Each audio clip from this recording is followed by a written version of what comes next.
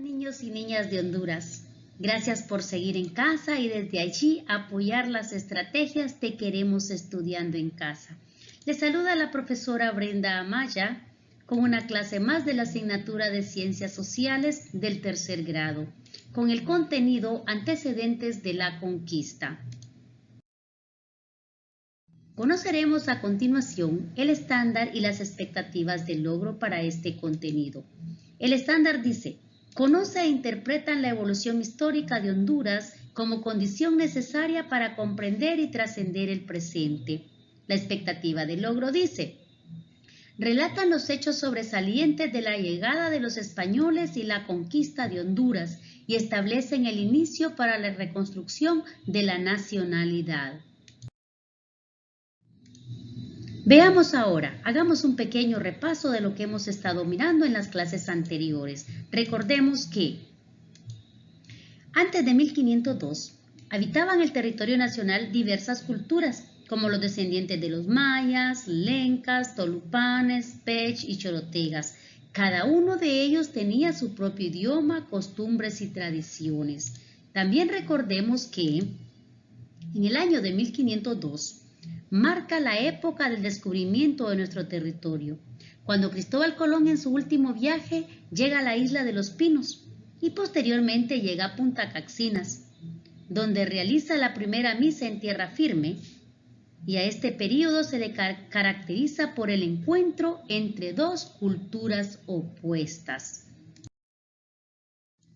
Veamos ahora, vamos a ver, hablemos de la conquista. ¿Qué es la conquista? Después del descubrimiento realizado por Cristóbal Colón en 1502, atraídos por la noticia de la existencia de oro y plata, llegaron al territorio otros conquistadores provenientes de España, con el propósito de apoderarse en nombre de los reyes de España de las riquezas y todos los minerales que se encontraban en este territorio. Y a este periodo, se le conoce con el nombre de conquista. ¿Alguna vez se ha preguntado usted cómo inició la conquista? Veamos cómo inició la conquista. La conquista inició con Gil González Dávila. Posteriormente, Hernán Cortés, conquistador de México, envió a Cristóbal de Olid y fundó la Villa del Triunfo de la Cruz, que es el primer asentamiento de los españoles en Honduras. Pero durante ese periodo, Olid capturó a Dávila y traicionó a Cortés, apoderándose de todas las riquezas encontradas. Entonces Cortés envió a Francisco de las Casas, quien también fue capturado por Olid. Había una guerra de poder entre ellos, como lo podemos ver, y entonces terminaban peleándose, disputando territorio. Veamos qué sucedió después. Bueno, después ambos, Dávila y de las Casas, se unieron en contra de Olid, logrando escapar después de someter a Olid, quien fue condenado a morir por...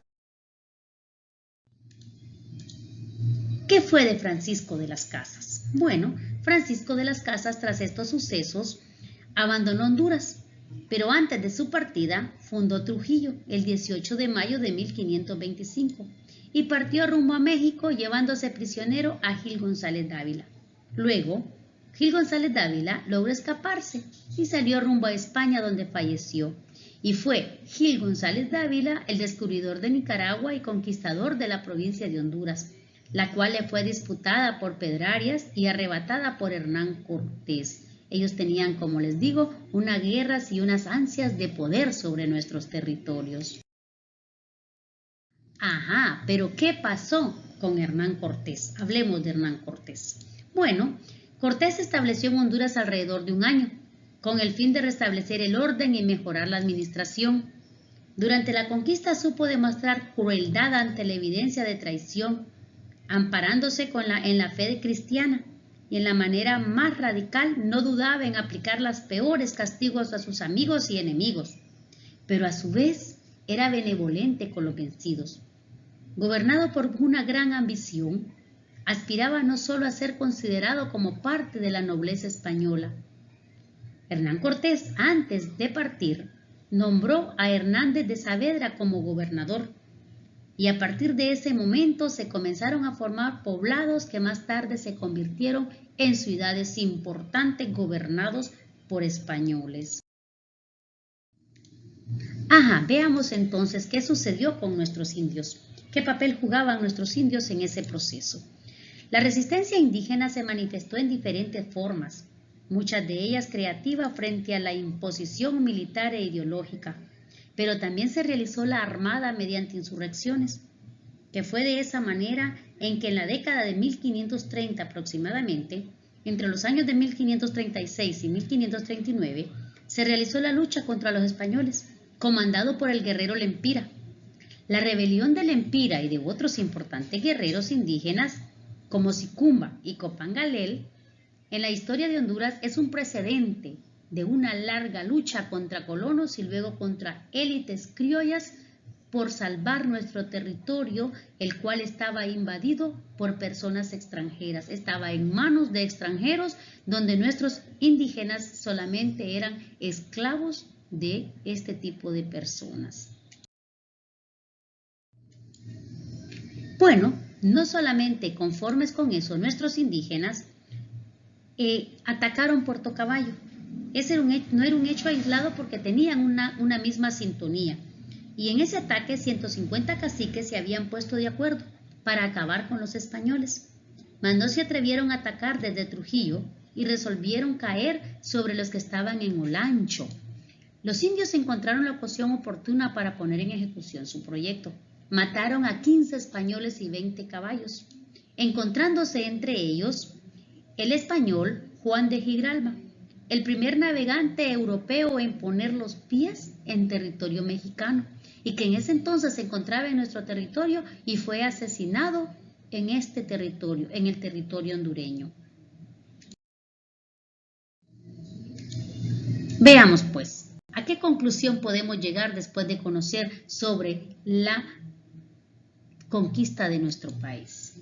En conclusión podemos decir que la conquista de Honduras se inicia después del descubrimiento del territorio, al cual llegaron varios exploradores, entre los cuales se destacan los que hemos hablado: Gil González Dávila, Cristóbal de Olid, Francisco de las Casas y Hernán Cortés. Además, con la colonización se fundaron ciudades y se produjeron cambios en las formas de vida. ¿A qué otra conclusión podemos llegar? Podemos llegar también a la conclusión de que la conquista propició el estancamiento y la decadencia de nuestros pueblos, pero además se dio una mezcla racial y los mestizos se convirtieron en una clase dominante en nuestro país. Bueno, hemos llegado al final de la clase del día de hoy. No sin antes recordarles que les queremos estudiando en casa, compartiendo con su familia, tomando todas las medidas de higiene y bioseguridad necesarias para poder retornar muy pronto a nuestro salón de clases. Y recuerde que el estudio es lo más importante en estos momentos y salvaguardar su vida.